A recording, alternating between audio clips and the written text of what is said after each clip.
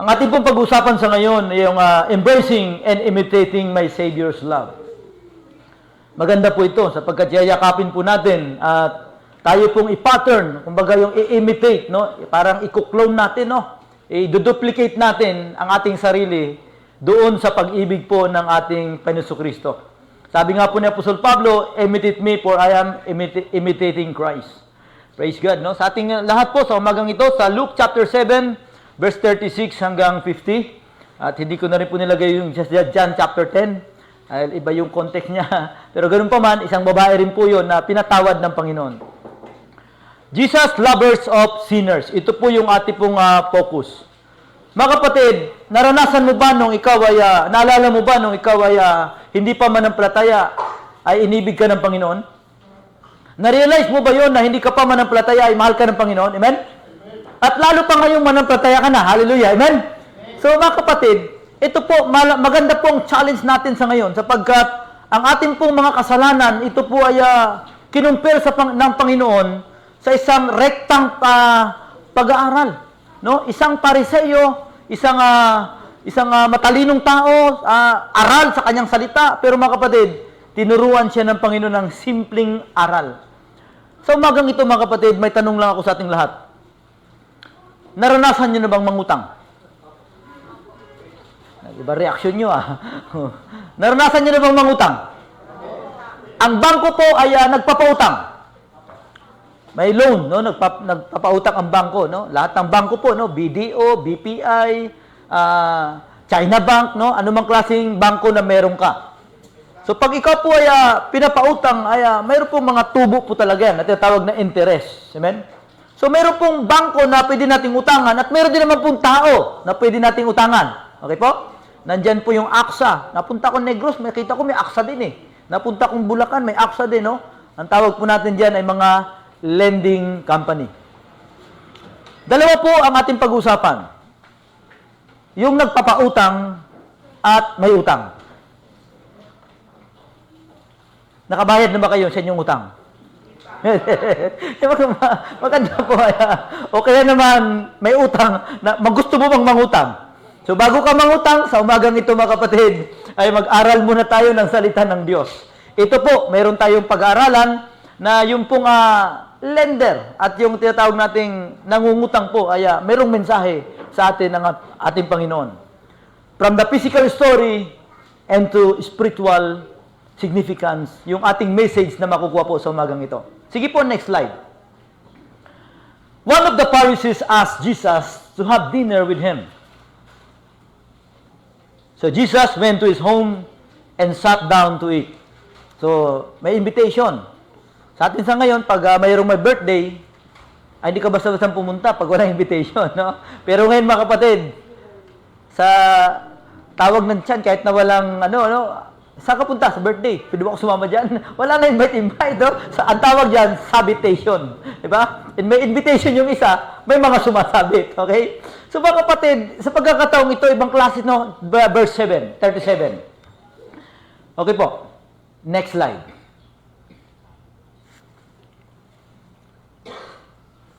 Ayan.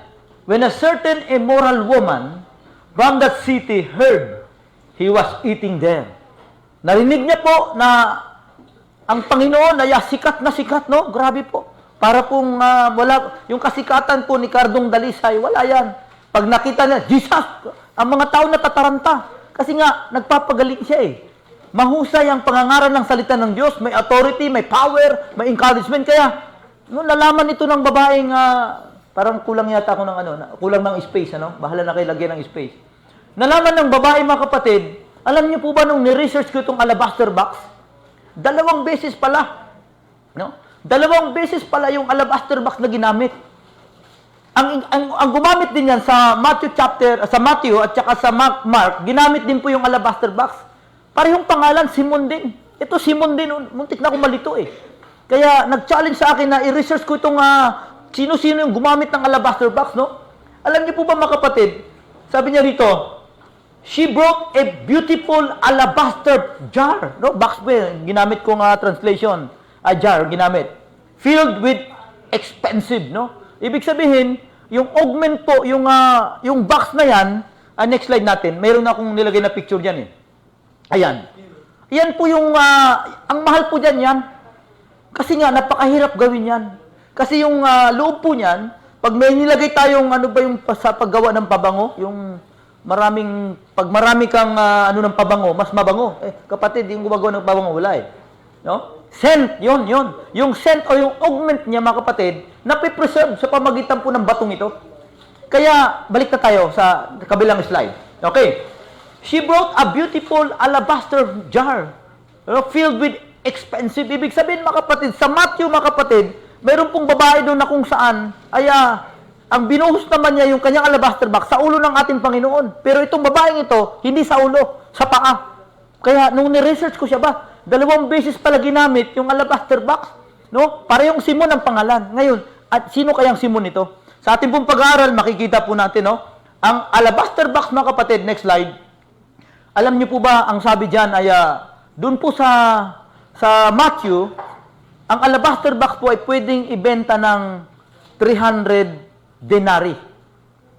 So, ang conversion, mga kapatid, ang 300 denari, yung 1 denari, mga kapatid, ay katumbas po ng isang araw na sahod. Way back sa panahon ng ating Panginoon. Magkano po ba ang daily wage natin sa ngayon? 600, magkano po? 645. Yung 645, i-times mo sa 300. Malalaman po natin, mga kapatid, paki-times mo, mahina tayo sa music. Magkano?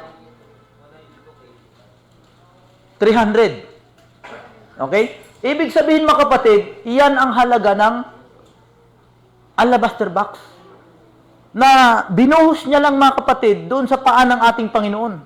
So, ganun katindi yung devotion, yung sacrifice ng babaeng ito. Kasi nga, siya ay agaw eksena, hindi naman siya invited. Kita nyo? Hindi siya invited, mga kapatid, pero hindi siya para kumain, kundi agaw eksena siya, mga kapatid, na kung saan pinabayaan naman ng ating Panginoon Kristo. Kaya, mga kapatid, sa umagang ito, nais ko po kayong i-challenge na ano yung meron tayo na pwede nating i-offer sa Panginoon, na pwede nating i-sacrifice, no? Ang babaeng ito may alabaster box. Ikaw, anong meron ka? So, sa ating pong pag-aaral, tuloy lang po tayo. Sige po. Next slide. Then, she kneeled behind him and at his feet, weeping. Tinignan ko po yung salitang weeping. Ang word na ginamit ng idea, yung na may namatayan. Yan po ang idea. Umiyak siya na may pain. Yung parang may pain, mga kapatid. Ano ibig sabihin nun? Hirap na siya sa kanyang kasalanan na ginagawa araw-araw. Kaya ang babaeng ito, immoral, notorious, no? Sa ibang word na ginamit, mga kapatid, a notorious woman. Ibig sabihin, mga kapatid, gabi-gabi, iba po ang katabi nito. Notorious nga eh. Pag sinabing notorious na mamamatay tao, parang masakit ang katawan pag walang pinapatay. No? Notorious na magnanakaw, parang masakit ang katawan pag walang nananakaw. Nandiyan pa ba kayo? So, pag notorious woman, iba-iba po, gabi-gabi, kaya kailangan ang pabango niya mabango talaga, alabaster box. Kasi, yun ang nakakahumaling kapag mabango, di ba? Talagang maamoy mo eh, pag napansin mo, amoy yan, mabango talaga. Sa LRT, minsan sumakay ako, mga kapatid, yung katabi ko, merong, yung kanyang damit, may downy. Diba? Sabi ko, sana wag mo nang bumaba to. Kasi yung damit niya, naamoy ko yung downy eh. Di ba? Nakaka-comfort kapag ka mabango. So, kaya ang babaeng ito, mga kapatid, ay, yun po ang kanyang pabango. No? Alabaster box. Biro mo, napakamahal ng kanyang pabango. Kasi hanap buhay niya po yun eh. No? Hanap buhay niya po yun. Umiyak po siya ng matinding iyak na parang merong namatay. Her tears fell on his feet, and she wiped them off with her hair. Then, she kept kissing his feet at paa ng ating Panginoon and putting perfume on them. Tingnan nyo, mga kapatid. Ang umahalik po sa paa ay, alam nyo, minsan aso. Sino may mga lagang aso? Di ba yung aso, mga kapatid, pag pumasok ka sa bahay nyo, yung buntot niya parang natatarantaya, no? Kasi palang karakteristik ng mga aso, yung pag umalis ka ng matagal, sa kanila, napakatagal na yun, no? Kahit 3 oras, 4 na oras. Sa kanila, mga kapatid, matagal na oras na yun. Kaya, parang pagbalik mo, yung aso mo natataranta. Bakit yung amo ko nakabalik? Di ba? Tapos, himas-himasin mo siya. Ganun po yan, ano? So, ibig sabihin po nun, ay talagang walang, yung aso, ay yung kanyang amo, talagang wino-worship niya. Yun po yung idea niya. No? So mga kapatid, ito po, winorship ng babaeng ito na makasalanan, immoral woman, ay sinamba niya ang ating Panginoon sa pamagitan po ng paghalik, no? Sa paa, tapos naglalagay siya ng pabango. So mga kapatid, alam niyo po ba, sa senaryo mamaya makikita natin, na ang mga Hudyo, mga kapatid, ay walang sapatos. Puro mga sandals po ang gamit niyan. At naglalakad sila, tandaan po natin, maalikabok doon sa kanilang lugar, no? Hindi po simentado ang lugar nila sa panahon noon. Maalikabok po yan, rough road, kaya maalikabok po yan. Okay then? Sige, tuloy tayo. Next slide.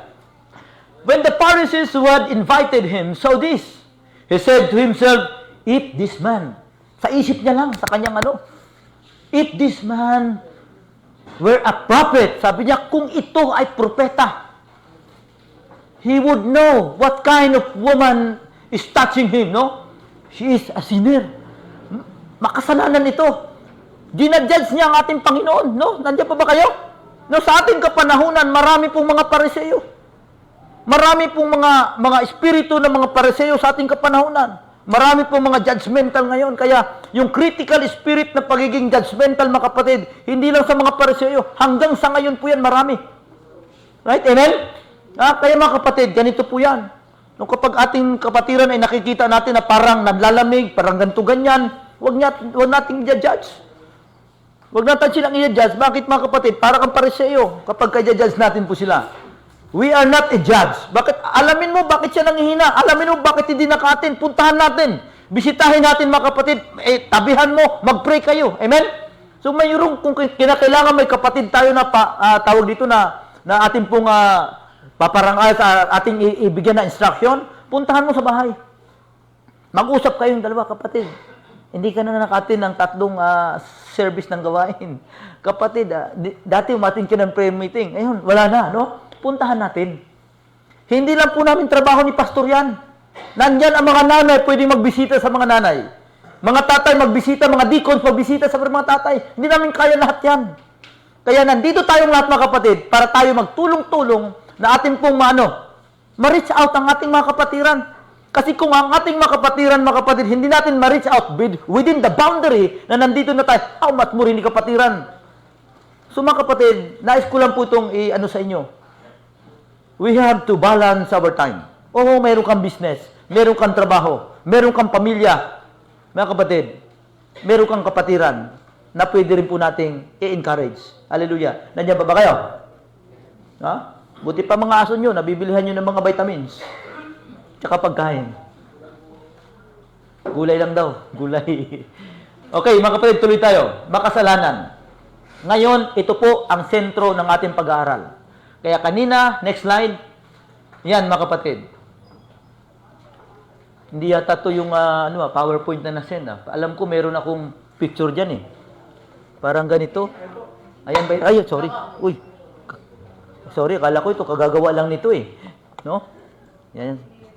Ganyan na lang po, sa baba na lang. Okay.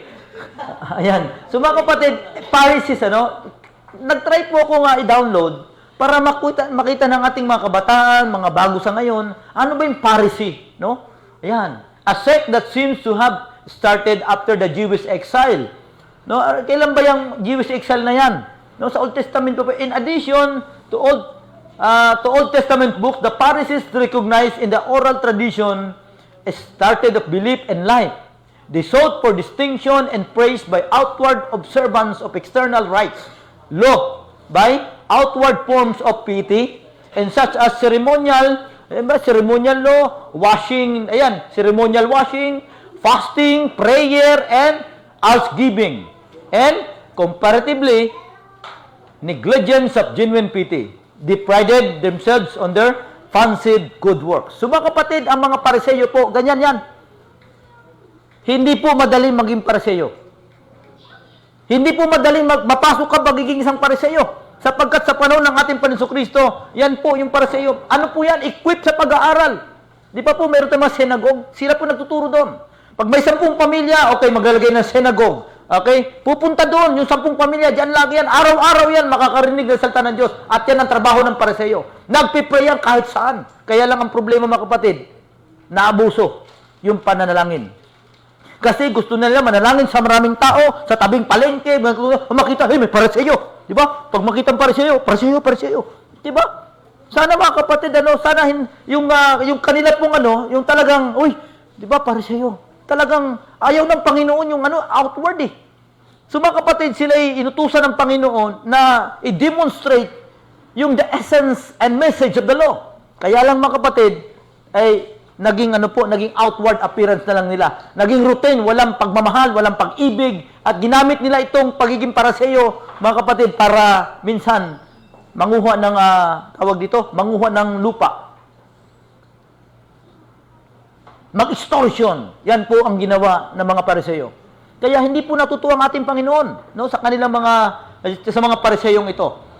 Again po, hindi lamang po ang Pariseo ang tinitingnan ng Panginoon. Meron din pong mga eskriba at mga Saduseo. Ang Pariseo, mga kapatid, naniniwala po sila na pag ang tao namatay, merong resurrection. Ang mga Saduseo, pag namatay, walang resurrection. Ano ba talaga ito? Kaya silang dalawa, parehong may alam sa batas, parehong mga malaking impluensya, malaking organization, nag-uumpugan. Hindi sila magkasundo. Ganon din naman po sa mga denomination.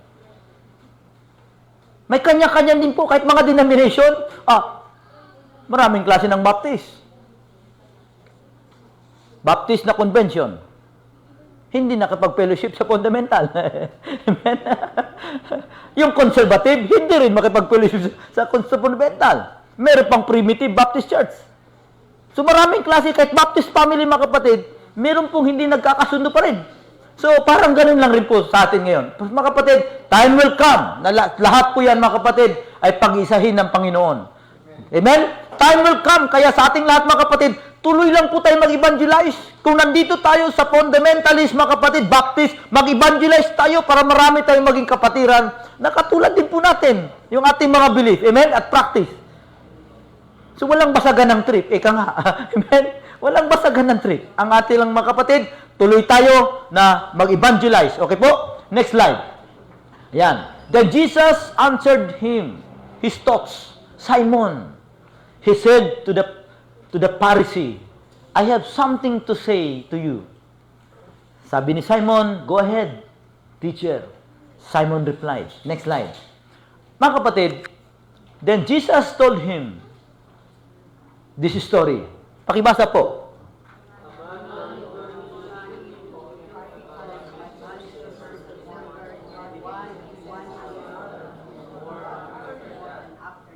Yan. Ang 500 pieces of silver, i-times nyo sa 645. Tama ba yun? Yung isang araw. Yan ang laki ng utang niya. So, pag tinimes mo yun, mga kapatid, 500 denari, ita-times po natin sa one day na wage, magkano? Pag-times po, mabilis lang. 322,000 pesos. Ang kinonvert na natin sa pesos. Ganong kalaki ang utang ng isang utangero ng utang. At ang isa naman, mga kapatid, 50 pieces to other. Magkano yun? 32,000. 322,000, 32,000, and then 32,000. Yan po yung utang. Next slide.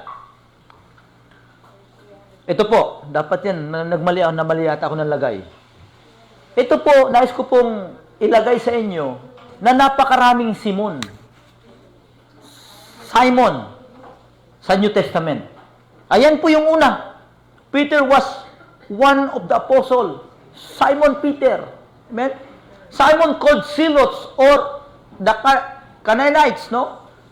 Canaanites, bahala na, mabasa dyan. Simon, father of Judas, who betrayed Jesus. Simon din. Simon, Magos, the Samaritan wizard. Simon, the tanner, Acts chapter 10. Yung tanner po, yung magikero yan. Pastor, di ba? Yung salamangkero. Okay. Simon the Pharisee. Ito yung ating pinag-usapan. Yung Simon the Pharisee. Okay? Number 8, Simon of Cyrene, who carried the cross of Christ. Simon din po yun. And then number 9, Simon, the cousin of Jesus, the son of Cleopas. Number 10, si Simon, the leper, who called, distinguish him from other of the same name. No? So mga kapatid, sa Bible, yung Peter, rock po yan, stone. So ibig sabihin mga kapatid, galing po yan sa kay Thayer's definition. So mga kapatid, may 10 Simon. Kaya sabi ko, na-challenge ako na pag-aralan tong Simon na ito. Ano, mga kapatid, na-discover po natin na 10 pa lang Simon sa New Testament. Napakarami pa lang Simon. Kaya mag-ingat-ingat kayo magpangalan sa inyong mga anak. Pag nag-Simon ka pa, pang 11 ka na. marami na Simon eh. Okay po? So, yan po mga kapatid. Next slide. Ayan po. Kahit paano, napakita po natin sa inyo na yung Simon po dito ay yung Simon na Pariseo ang ating pinag-usapan. But neither of them could repay him. So, kindly forgave them both, no? Counseling their debt, no? Who do you suppose love him more after that? Mga kapatid, sa inyong palagay. Yung umutang ng 332,000 at saka 32,000, parehong hindi makabayad. At ang sabi ng kanilang inutangan, huwag nyo nang alalahanin, huwag nyo nang bayaran. Sino po ang mas may matinding kasiyahan na magtalagang yeyehe ng gusto? Sino po? Sa inyong palagay? Yung malaking utang. Siyempre naman, kahit bata, kahit grade 1, siyempre, alam na kung anong sagot. Alam nyo ba mga kapatid, ang istoryang ito, maganda po ang ating pag-aaralan sa ngayon. Atin pong malalaman kung anong klaseng paglilingkod na meron ka. Ang iyong paglilingkod mga kapatid, depende po yan. Depende po yan sa kasalanan na pinatawad ng Panginoon sa iyo. At anong kasalanan ang meron ka bago ka naligtas. At ang effect nito mga kapatid, dito mo makikita yung halaga at laki ng kasalanan na pinatawad ng Panginoon sa iyo. Ito po, tuloy tayo mga kapatid. Verse 43. And Simon answered, I suppose the one for whom he cancelled the larger debt. That's right, Jesus said, tama ka, Simon, tama ka. Next slide. Tuloy tayo. Ayan. Then he turned to the woman and said, Simon. Kausap niya eh. Simon, Pariseo ka. Simon, look at this woman kneeling here. When I entered your home, you did not offer me a water to wash the dust from my feet. But she has washed them with her tears and wiped them with her hair. Mga kapatid, take note. Ang ating Panginoon nagkukumpara ng paglilingkod. Ang ating Panginoon tinitignan ang ating pong mga sakripisyo. Ang ating Panginoon tinitignan at kinukumpara niya sa bawat mga kapatiran kung paano ka nag-display ng paglilingkod or devotion sa Panginoon. Tinitignan niya kung gaano ang iyong paglilingkod, gaano kalalim, gaano kalawak, at gaano ka-devoted ang iyong paglilingkod sa Panginoon. Kaya kung ikaw ay napipilitan sa paglilingkod, huwag mo nang gawin, magsisi ka. At alalahan mo, bakit ko gagawin ito?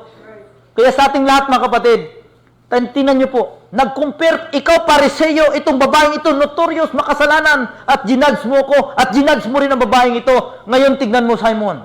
Gusto kitang mabigyan ng lesson. Next slide. Unang comparison. You did not greet me with a kiss.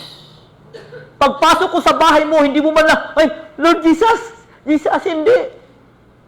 Hindi mo man lang ako niyakap ni, salamat po, dumating kayo sa aking invitation. Walang welcome si Simon, mga kapatid, sa ating Panginoon. In-invite niya, dumating, walang welcome. At paano natin nalaman? Nakita natin, you did not greet me with a kiss. Hindi mo man lang ako hinagkan. Amen? See, but from the time I first come in, she has not stopped kissing my feet. Nagkukumpira ang ating Panginoon sa ating paglilingkod. Kaya mga kapatid, sa umagang ito, maraming salamat sa lesson na ito. Ako natuto po talaga ako nga pinag-aaralan ko to. Sabi ko, Lord, tulungan mo ako paano pa makapaglingkod. Tulungan mo po ako, sino pa po yung dapat maabot, Panginoon, habang inaaral ko po ito. Kaya, mga kapatid, sana po ito yung ating maging realization. Sa bawat isa sa atin, alam ng Panginoon na tayo po ay meron pong heart sa paglilingkod sa Panginoon. Now, tuloy po tayo. You neglected the courtesy of olive oil to anoint my head. But she has anointed my feet with rare perfume. Rare. Ano ibig sabihin niya, mga kapatid? Ha? Ano ibig sabihin ng rare? Ha? Hindi mo mabibili dito sa Israel. Mabibili mo yan saan sa Egypt, mabibili sa ibang lugar, at mayroon man sa Israel, napakamahal yan. Mga kapatid, ganun po katindi ang babae ito. Hindi po siya nang hinayang, mga kapatid, na kung saan sa dami ng kasalanan ginawa niya, mga kapatid, nakikita niya iba't ibang kanyang katabi bawat gabi. At nakita niya, umiyak siya. Pagod na siya. Pagod na siya, kaya sabi niya, itong i-offer ko na ito. Yung pabangong ito, ibuhos ko na para mamayang gabi, wala na akong pabangong ipapabango, hindi na ako lalabas para kukuha ng customer. Amen, hallelujah. Praise God. Yan po yung sinasabi ng babae. Sinasabi ng Panginoon, mga kapatid, na anong meron ka na pwede mong tigilan ko na ito. Amen? Alam niyo minsan sa ating mga young people, gusto nila yung mga high-end na cellphone para makapag-install ng mga high-end na mga games. Para makalaro sila ka to the max na laro. Ganda ang graphics ng kanilang mga cellphone. Mga kapatid, sana po yung ating mga cellphone, yung ating mga computer, mga gadget at iba pa, sasakyan, nawa po mga kapatid, magamit natin mga kapatid. Ano? Magamit natin, mai-offer natin sa Panginoon. Ako first time ko pong na-drive yung sasakyan nila, Elder. Nahiya lang ako patakbuhin ng mabilis kasi nasa kanan ko siya eh. Oh, kanan. Diba siyempre, angkas ko siya, kailangan smooth ang drive ko, no? Matik. Oh, kasi kanina mga kapatid, grabe po talaga ang patakbo ko sa sasakyan. Walang nakatulog, lahat gising. Alam niyo, pagdaan namin sa Balasing, merong mga kapatid, habol bigla kong habol oras. Alam niyo kung bakit? Merong posisyon, merong parada, sarado ang tulay, hindi kami makadaan. Ang layo ng inikot namin, mga kapatid. Sabi ko nung oras na, sabi ko, ayan na, gumana yung ating pagiging kaskasero. Sabi ko, kailangan ko ngayon ng kaskasero. Oh, so alam niyo mga kapatid, 25 minutes bago mag-alas 9, nakarating kami dito. Sa NLEX, tumakbo ko ng 130. Maganda pala kung magandang sasakyan, no? Kaya di ko rin, pahiram minsan ang sasakyan mo pag nagmamadali, kung kayo po ay nagmamadali, tawagan nyo lang po ako. Tapos sabi mo, Pastor, nagmamadali ako. Kumapit talaga kayo, no? Si Elder, napatakbo ko ng 100 yon pero hindi mo alam, di ba? Sabi ko, kumakadyot Maganda pala gamitin, Kaya minsan mga men, may budget tayo, para ni Jomar, di ba? Sayang naman yung budget natin, mapunta lang sa abuloy. Di ba? Gamitin natin, para sa maraming mga men ang ma-equip, maging leader ang mga men, mga youth natin ng mga leaders, sa mentoring, gamitin natin kung anong meron tayo. Amen? Kaya kapatid, yung truck mo, pwedeng gamitin yan, Kaya gamitin natin yan, Mag-evangelize tayo, gamit ang truck. Sana all. Amen? Isang biyahe. Praise God, Salamat sa buhay ng ating kapatid, So, mga kapatid, yan po ang ginawa ng babaeng ito. Hindi po siya nang hinayang doon sa mamahaling pabango na kanyang binuhos sa paa ng ating Panginoon. Imagine yung mga kapatid, matinding papakumbaba ito. Bakit sa paa niya binuhos at hinalik-halikan niya ang paa ng ating Panginoon, which is aso lang ang pwedeng gumawa nun. At yung kanyang buhok, mga kapatid, yun ang kanyang pinunas-punas sa paa ng ating Panginoon. He worshiped the Lord. Kasi bakit? Gusto niyang mapatawad sa kanyang pagkakasala. Hallelujah, amen? Mga kapatid, dapat meron ka rin gagawin para mapatawad ka sa mga pagkukulang, mga pagkakasala mo. Ano ang parang i-offer mo sa Panginoon? Ito ay remembrance ko ito na itong nagkasala ako, itong aking i-offer sa Panginoon. Yung babaeng ito, meron siyang remarkable na action na ginawa sa araw na yun. Kaya mga kapatid, tuloy po tayo. Tuloy tayo. Verse 47, I tell you, her sin, and they are many, have been forgiven. Many. Biro mo, mismo ang ating Panginoon, di ba? Mismo ang ating Panginoon nagsasabi, marami siyang kasalanan. Marami siyang ginawang kasalanan at mga deadly, immoral, ang babaeng ito. Matindi, mga kapatid. So I've been forgiven, so she has shown me much love. Kaya mga kapatid, ganito. Ito po ang mensahe. Kung ikaw nakita mo yung mga pagkakasala bago ka naligtas, mga kapatid, ngayong mananampalataya ka na, tumanggap ka na sa Panginoon, nabaptize ka na, dapat mga kapatid, pag nakita mo kung gaano ka kasama, gaano ka kasalanan ang meron ka, mga kapatid, ito po ang reaksyon. Much love to serve the Lord. Amen? Much love to sacrifice for the Lord. Yan po dapat ang ating mga reaction, mga kapatid. Much love. Sabihin daw po natin, much love. Di ba? Tayong lahat, alam natin to. Anong tawag dito? O, tayong lahat, mga kapatid. Pati sa online, sabay-sabay. Kayo, sabay-sabay nga, tayong lahat. 1, 2, 3, begin. Love lang. Sabihin natin, mga kapatid. 1, 2, 3, begin. Love lang. Ha? Ganyan dapat, mga kapatid. Love, yung love ng Panginoon, nadama po ng babaeng ito. Alam niyo, mga kapatid, sa umpisa pa lang pwedeng sabihin ng ating Panginoon, Simon, palabasin mo nga itong babaeng ito. Pwedeng gawin ng Panginoon. Invited mo ba babaeng ito? Tama po ba? Pwedeng gawin ng Panginoon. Kaya lang, pinabayaan niya. Kasi bakit? Merong lesson na dapat matutunan si Simon. At sa umagang ito, mga kapatid, ganun din po tayo. Bago ka na nampalataya, anong kasalanan ang mga ginagawa mo? At ngayong manampalataya ka na, may mga kasalanan ka pa rin nagawa. At pag ikaw nanalangin, hindi ka tinatanggihan ng Panginoon na patawarin sa ating mga pagkakasala. Hindi siya napapagod na magpatawad sa ating mga kasalanan. Hindi siya napapagod na linisin ka sa lahat ng mga pagkakasala, karumian. Hindi po napapagod ang Panginoon. Hindi natin kayang ubusin ang kanyang kapatawaran, ang kanyang biyaya. Hindi mo kayang sairin, mga kapatid. Bakit? Meron ang ating Panginoon because God is love. Amen? Kaya nga dito, mga kapatid, bago ka maging lovers sa paglilingkod sa mga kapatiran, bago ka maging lovers na maging evangelizer, you have to understand na ikaw din ay minahal ng ating Panginoon, na ikaw ay makasalanan. Ito ang nais niya. Mga kapatid, mahal po ba talaga natin ang mga kapitbahay natin na hindi pa manampalataya? Mga kaanak natin hindi pa manampalataya. Mahal ba talaga natin sila? Ngayon, sunod na tanong, anong sakripisyo ang ginagawa mo? Anong paglilingkod ang ginagawa mo sa kanila? Sapagkat pag sinabi nating mahal natin sila, mga kapatid, anong activity, anong action, anong sacrifice, back to back, anong mga bagay na dapat nating i-offer? Panginoon, para sa ito. Feeding program, Panginoon, para sa ito. Medical mission, Panginoon, para sa iyo ito. Mga gamot na ito, para sila po maligtas. Approach lang po yun, mga kapatid. Kaya sa ating lahat, nawa po, matuto tayong mag-involve sa mission at makapag-evangelize po tayo. Mga kapatid, sa dami nating ito, mga kapatid, kaya naman talaga nating mag-double service eh.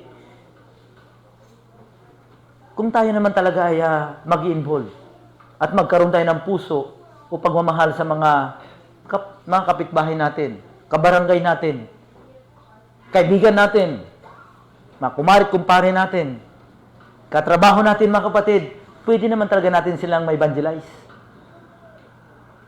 Kaya sana po sa umagang ito, but a person, pakibasa po yung kulay dilaw. Sa ating lahat, mga kapatid.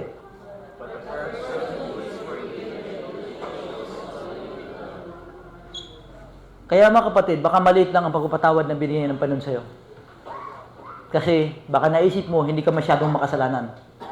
Mga kapatid, kapag yan ang nasa isipan mo, little shows only little love.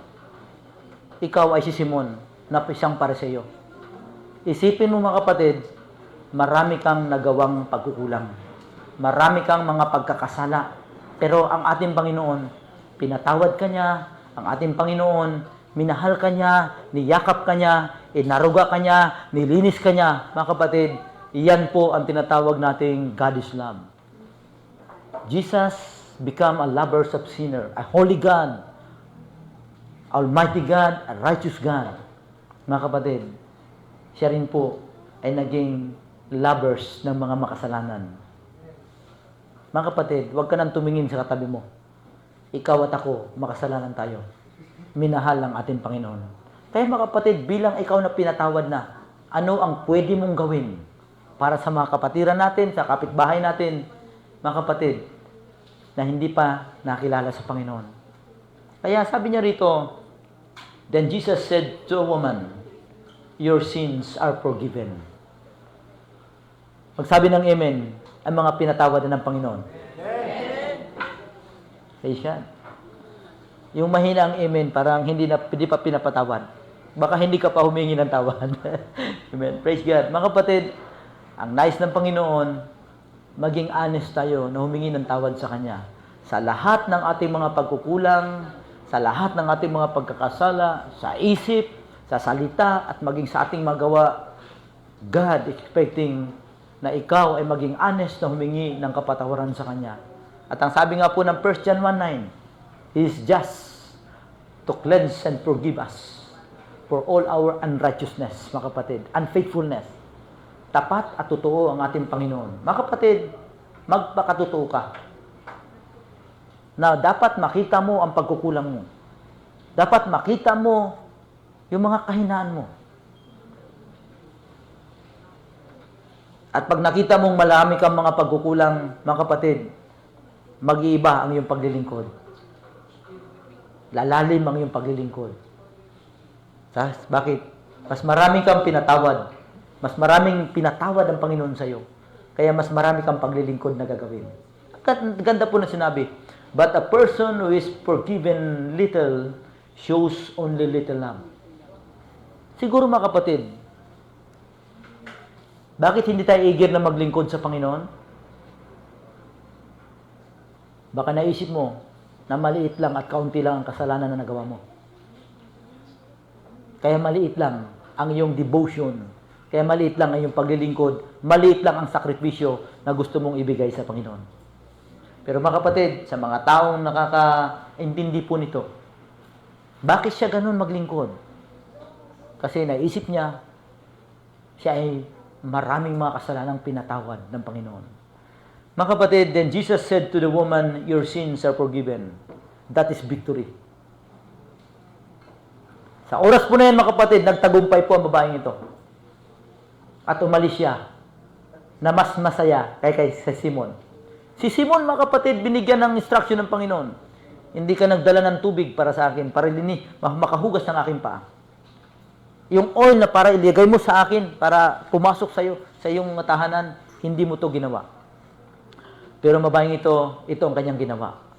More than. Ikaw, araw-araw nagtuturo ng salita ng Diyos.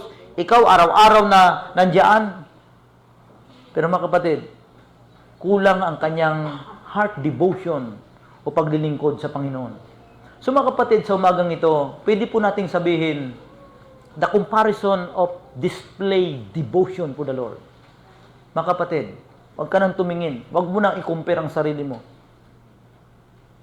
Kasi ang Panginoon lang ang may karapatang mag-compare. May ginagawa ka, huwag mong i-compare. Do it with all of your heart. As the Bible says, whatsoever thy hand findeth to do, do it with all of your hearts as to the Lord. Colossians chapter 3. Kaya buong puso po ginawa ng babae, hindi po siya nang hinayang sa presyo ng alabaster box. Mga kapatid, anong meron ka na may presyo? Anong meron ka na beyond the control of your hand, na may halaga, na pwede mong i-offer, pwede mong i-sacrifice sa gawain ng Panginoon? Ang challenge natin, nandyan ang Nehemiah Project. Baka naman maraming laman ang ibang account. Ayaw mo rin namang magpautang. I-donate mo na lang para mas mainit pa. Amen. May suggestion lang ako. Amen. Kung ayaw mo magpautang kasi nadala ka na, maraming nangutang at di nagbayad, tinakbuhan ka mga kapatid, huwag ka nang magpautang. I-donate mo na lang. Amen. Kung ayaw mo magpautang, pautang ng 5,000, bigyan mo na lang ng 500. Amen. Huwag ka na, bigyan mo na lang siya.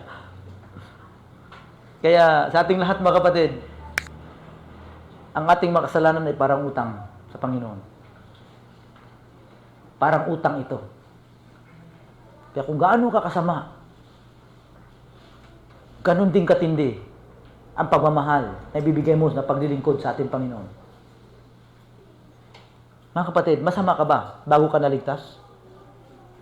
Makasalanan ka ba bago ka naligtas? Parang hindi kayo makasalanan.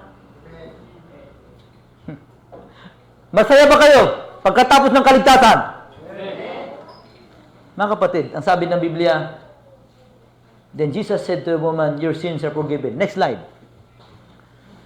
Then the men at the table said among themselves, Alam niyo mga kapatid, hindi po alintana sa atin na pag tayo po'y naglilingkod, meron po talagang mag-react. Okay lang yung mga nag-react habang kayo naglilingkod. Sapagkat para silang ganito, who is this man that he goes around forgiving sin? Sino ito? Paikot-ikot, pumunta kahit saan. Nagpapatawad ng kasalanan. Sino to? Bakit mga kapatid? Hindi nila kilala ang ating Panginoon. Ang pagkakilala ni Simon mga kapatid, ang ating Panginoon isang propeta. Mali si Simon. Kaya mali ang kanyang pagtrato sa ating Panginoon. Amen? Kaya mga kapatid, sa ating kapanahunan, again, baka mali ang pagkaintindi mo sa pagmamahal ng Panginoon, baka mali ang pagkaintindi mo sa kabanalan ng Panginoon, kaya nagpapatuloy ka, pag ganyan-ganyan lang ang Christian life mo. Patumba-tumba. Minsan mainit, minsan hindi. Madaling ipagpalit ang gawain sa business. Madaling ipagpalit ang gawain, mga kapatid, yung responsibility na gawain natin sa simbahan, tinalaga kayo ng Panginoon bilang opisyal. Madaling ipagpalit, mga kapatid. Kasi nga, mali ang pagkakilala mo sa Panginoon. Mali ang ating pagkakaintindi sa biyaya ng Panginoon. Kaya ang ating paglilingkod, shallow, mababaw. Nawa po sa umagang ito, maging sa kapatiran natin sa online. Mga kapatid, laliman natin ang pagkakilala natin sa biyaya ng Panginoon. Laliman natin ang pagkakilala natin sa pagpapatawad ng Panginoon sa buhay mo. Sa pagpapagaling ng Panginoon sa buhay mo. Sa pagbibigay ng mga pangangailangan ng Panginoon sa bawat pangangailangan natin, mga kapatid. Laliman po natin ito. And God's call us a deeper devotion from the Lord. Mga kapatid, kapag hindi malalim, mga kapatid, maniwala po ko sa atin. Kaya nating umupo para mag-evangelize kahit one-on-one. Kaya nating umupo, mag-evangelize kahit small group. Mga kapatid, do not exchange the temporary things for the eternal things. May mga temporary things na madali lang lilipas.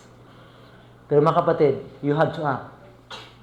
Giving sacrifice sa mga bagay na pinagkatiwala ng Panginoon sa iyo, dalhin mo ito, i-offer mo sa Panginoon. Isang activity, isang paglilingkod.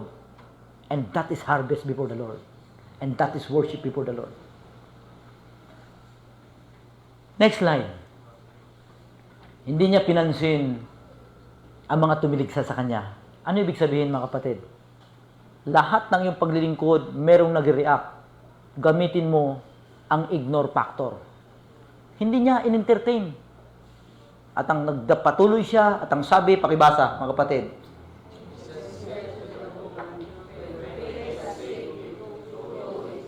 Di ba mga kapatid, hindi sa mabuting gawa, naligtas ka.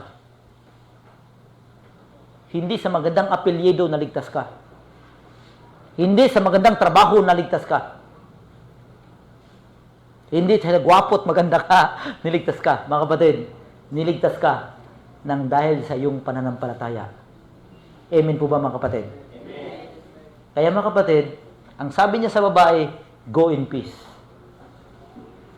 Kaya marami sa ating community, mga kapatid, na wala pong kapayapaan.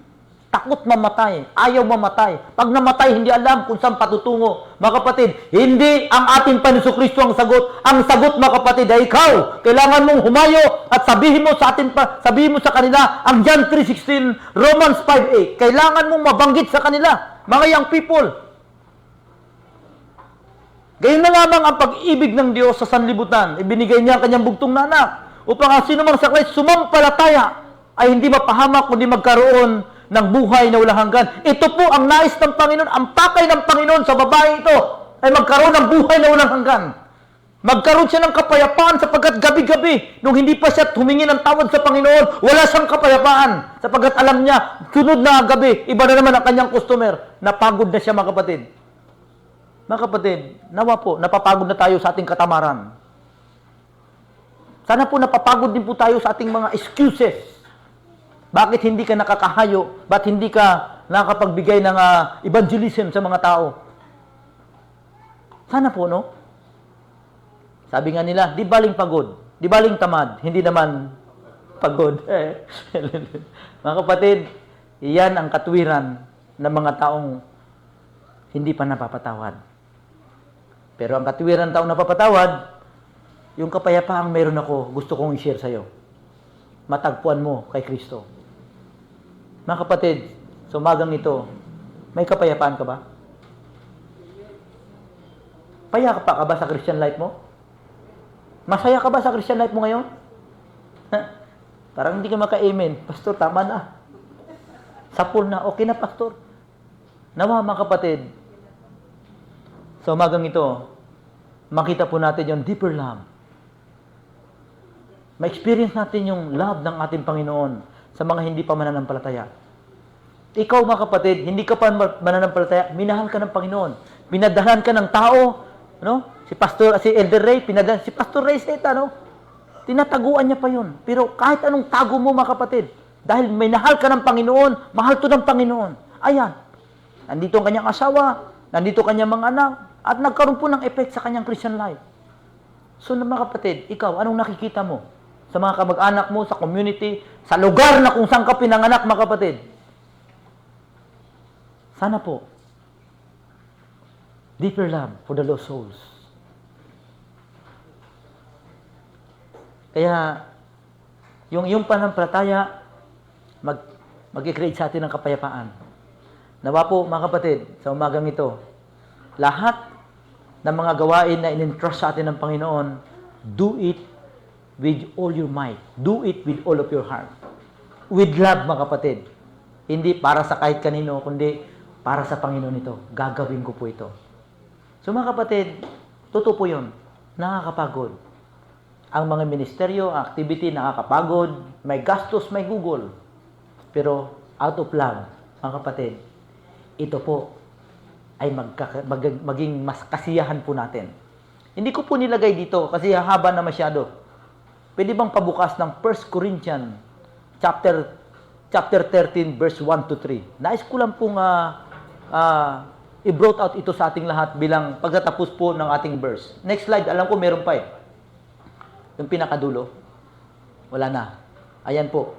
Pero bago po yan, buksan po natin ang 1 Corinthians chapter 13 at dito po tayo magtatapos. Sige po, tayo po tayong lahat at basahin po natin ang Corinthians. Kung ako'y magsalita ng mga wika ng mga tao, sige po tayo mo lahat magbasa, congregation.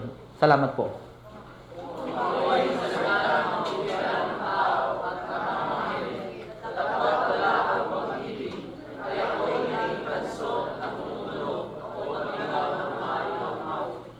Verse 2.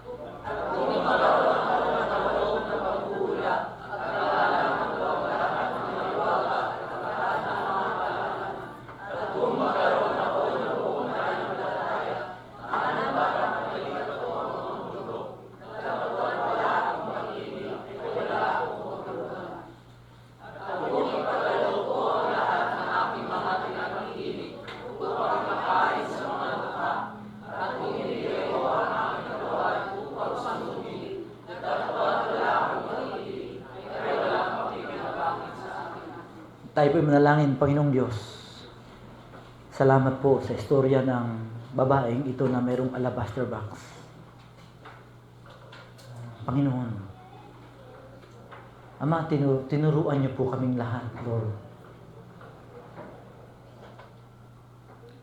Tulungan niyo po kami. Sa bawat mga activity, Lord, na ipapakita mo sa amin kung saan mo kami gagamitin, Panginoong Diyos. We will act. We will plan. Out of your love, Panginoon. Ama, salamat po. Nanawa ang pag-ibig mo, Panginoon, sa amin.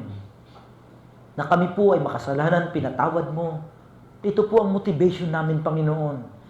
Sa amin pong paghayo, sa paghanap sa mga gawain na inatang mo sa aming mga balikan. Pag-atin ang gawain ng Sunday worship, prayer meeting, small groups, good news center, visitations, women's fellowship, men's fellowship, mentoring. Ama, maraming salamat. Maging sa mga Timothy class, Lord, gabayan niyo po kami, Panginoon. Na kaming lahat, Panginoon, go deeper to study your word, to understand the essence, your amazing grace, and your amazing love to us, O God. Lord, maraming salamat na sa mensaheng ito, sa maikling kwento, Lord, strip away all our pride and help us to be humble. Makita namin, Panginoon, ang mga bagay na kailangan namin, anong i-fix mo, Panginoon, sa aming mga buhay. Ama, pwede po ang aming mga ugali. Lord, ayusin niyo po ang aming mga ugali. Panginoon, pwede po ang aming mga schedule. Ayusin niyo po, Panginoon. Give us wisdom, O God. Pwede po, Panginoon, ang aming pong mga resources, ang aming pong i-evaluate, at amin po itong bahin-bahinin, Panginoon, at amin pong ialay sa iyo ang ibang mga resources na pinagkatiwala mo, Panginoon. Ama, pwede rin po ang aming talento na pwede po namin i-offer, Panginoon, sa iyo bilang amin pong pagluhod at pag-demonstrate ng amin pong mga talento, ialay po namin, Panginoon, sa iyo. Ama, ikaw pong nakakaalam, Panginoong Jesus. Ano pong kalagayan ng aming mga kapatiran sa umagang ito? Marahil ang iba po ay may mga pinagdadaanan, Panginoon, salat sa pinansyal. Ang iba, Panginoon, sa karamdaman. Ang iba, Panginoon, sa kalituhan. Ama, tulungan niyo po kami. Strengthen us and encourage us. Let your love surround us and molds our character by your love. And we do activity with the bond of love. Ama, maraming salamat po sa umagang ito. Nanawa po ay maging challenge, Panginoon, sa amin. Embracing and imitating our Savior's love. Salamat, Panginoon. Ginoo, daghang salamat na kaming lahat ay minahal mo kahit hindi kami karapat-dapat. Salamat, Panginoon. At sa umagang ito po ay aming samot dalangin in Jesus' mighty name. And everybody says, Amen. Palapakan po natin ang Panginoon.